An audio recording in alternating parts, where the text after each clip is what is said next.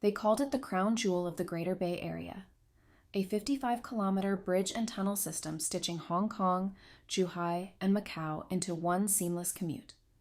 3 cable-stayed bridges, a 6.7-kilometer immersed tube under shipping lanes, and 4 man-made islands. An engineering flex meant to shrink a 4-hour journey to half an hour, a record setter by any measure. On opening day in October 2018, TV cameras rolled, dignitaries applauded, and headline writers reached for superlatives. But prestige projects don't pay their own bills, not when forecasts miss, traffic rules restrict who can drive, and nature refuses to make way. That's where the Hong Kong-Zhuhai-Macau bridge story gets complicated. Officially, the bridge cost around 127 billion yuan, about 18-20 billion US dollars. The main bridge segment was financed through a mix of government contributions and bank loans. The Bank of China provided a major loan worth 22 billion yuan, about 3 billion US dollars.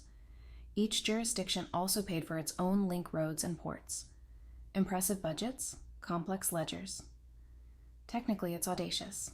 6 lanes across a typhoon-prone estuary, plus the world's longest open-sea fixed link.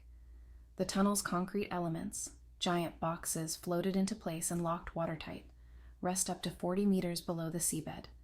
It's a rare bridge that must also dive under ships. 我宣布，港珠澳大桥正式开通。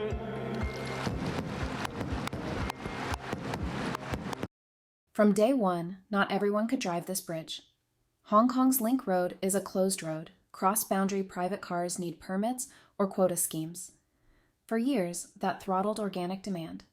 Only with new schemes, including northbound travel for Hong Kong vehicles since 2023 and expanded regular quotas, did flows loosen.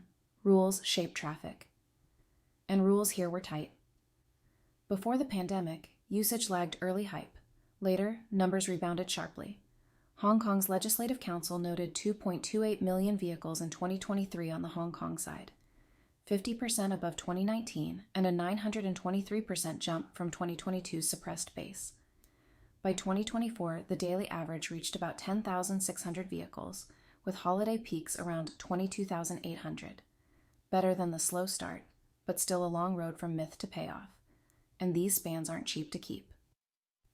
Official papers put annual maintenance for the main bridge around 210 million yuan, about 30 million US dollars, with additional Hong Kong side costs for its local link road and port facilities. Megastructures don't just cost a lot to build, they cost a lot to be. Critics called it a white elephant, an emblem of prestige outpacing demand, and the project hit PR turbulence, delays, overruns, and even a safety testing scandal in which 21 people were arrested over allegedly falsified concrete test data. For a bridge meant to signal confidence, those headlines did the opposite. But prestige isn't only about daily tolls. Beijing framed the bridge as a unifier of the Greater Bay Area, a physical statement that Hong Kong, Macau, and mainland cities are one integrated market. In that calculus, symbolism is a feature, not a bug. The accounting, though, still lands in the ledger. Long before the ribbon cutting, conservationists warned about the Chinese white dolphin, an iconic species in western Hong Kong waters.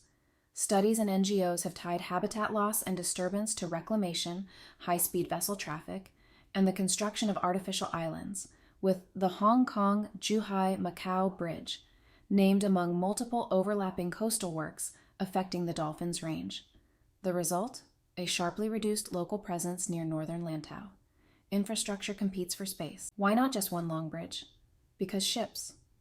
The estuary's shipping lanes demand vertical clearance and uninterrupted routes. The solution? Drop the road under the water. Engineers floated in 6.7 kilometers of tunnel segments, sealed them like a chain of bathtubs, and buried them in a dredged trench between artificial islands. It's spectacular coastal engineering, and a maintenance promise for generations. Above 20,000 vehicles per day. But averages tell the everyday story, and they've been catching up only as permit regimes relaxed and post-pandemic travel returned. Whether that arc bends high enough for a true commercial success remains an open question. Meanwhile, maintenance bills continue. The main bridge's public sector O&M budget sits in the tens of millions of US dollars annually. Hong Kong separately budgets for its link road and port upkeep. Even if traffic climbs, payback on capex of this magnitude is a multi-decade proposition, and that's without pricing in ecological costs that never appear on toll receipts. So is the Hong Kong-Zhuhai Macau Bridge a masterpiece or a monument? If you measure success by national integration, symbolism, and headline engineering, it earns its place. If you measure it by market demand, operational restrictions, maintenance burden, and environmental trade-offs, the bridge starts to look like the dictionary definition of a white elephant, built for prestige and left for future budgets to feed. In the end, megaprojects aren't just about concrete and steel.